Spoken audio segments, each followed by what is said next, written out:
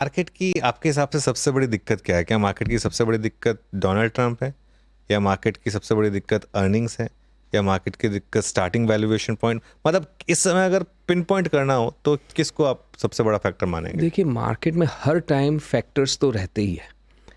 अभी सैकड़ों फैक्टर्स है मार्केट में एक्चुअली। ऑब्वियसली कई थोड़े ज़्यादा इंपॉर्टेंट है, कई ज़्यादा टाइमली है। आज की तारीख में ट्रंप के टैरिफ्स थोड़े ज़्यादा टाइमली है, बट फैक्टर्स तो हमेशा ही मार्केट में रहते। कोई ऐसा टाइम नहीं रहा जहाँ पे रिस्क या कंसर्न्स नहीं थे पिछले कोई भी टाइम पीरियड आप देख लो।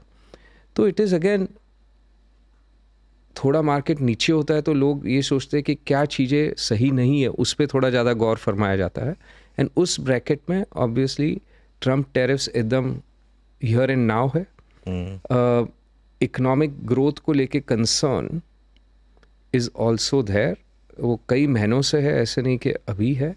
और उसका जो कॉरपोरेट अर्निंग्स पे इम्पैक्ट हो रहा है, कंजम्पशन काफ़ी टाइम से स्लो चल रहा है, तो कंजम्पशन कंपनीज थोड़ा स्लोअर अर्निंग्स ग्रोथ डिलीवर कर रही है। ऑफ लेट फाइनेंशियल कंपनीज में भी आपने देखा है कि क्रेडिट डिस्पर्सल्स थोड़े स्लो हुए हैं, थोड़े एनपीएल्स कई सेगमेंट्स में बढ़े हैं। तो all those concerns are there, but nothing dramatic. I would say all these are part and parcel. जो एक नॉर्मल इकोनॉमी में 100 चीज़ें हैं तो 100 की 100 तो सही नहीं चलती है कभी भी। थोड़ी ऊपर नीचे रहती है, तो उस कैटेगरी में मैं डालूंगा ये कंसर्न्स को। चलिए एक एक करके दो तीन चीज़ों की बात करते हैं। सबसे पहले ट्रंप टैरिफ की बात करते हैं, क्योंकि आपने बोला हेयर एंड नाउ सबसे बड़ा वही है। आपके हिसाब से क्या चल रहा है इस समय? क्या ये एक नेगोशिएशन टैक्टिक का हिस्सा है, या कुछ और है, या और इवेंचुअली भारत पर इसका कितना इम्पैक्ट पड़ेगा? भारत यूएस के रिलेशनशिप जो 6 महीने पहले तक इतने अच्छे लग रहे थे, all of a sudden all time low पर आ गए हैं। सर्टनली सी, ट्रंप को प्रेडिक्ट करना नामुमकिन है। हाँ, उसे खुद को शायद न पता हो कि वो क्या करने वाला है। एंड वो as and when the moment arises वो decision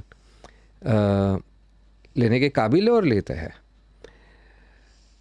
having said all this, मुझे लगता है ये नेगोशिएशन टैक्टिक है, क्योंकि पहले भी जैसे ईयू के साथ जब फाइनल स्टेजेस में आते हैं निगोशिएशंस, तब वो ये रैचेट अप करता है अपना। काफ़ी प्रेडिक्टेबल नहीं है, बट स्टिल थोड़ा बहुत पैटर्न है।